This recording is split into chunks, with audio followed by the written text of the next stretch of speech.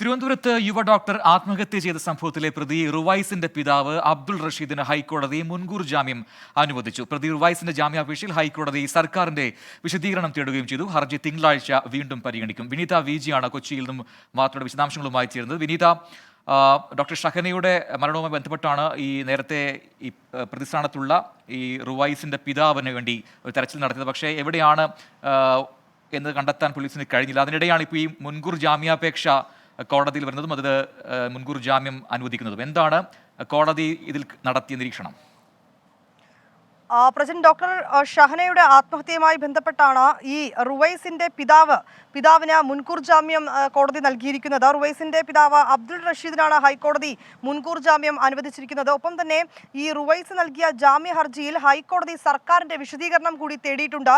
ഈ ഹർജി തിങ്കളാഴ്ച പരിഗണിക്കാനായി മാറ്റിയിരിക്കുകയാണ്.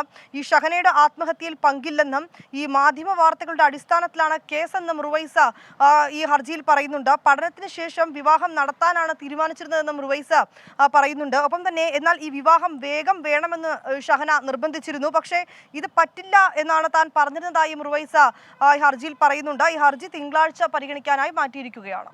വിനീത വിജിയാണ് വിവരങ്ങൾ നൽകിയത്.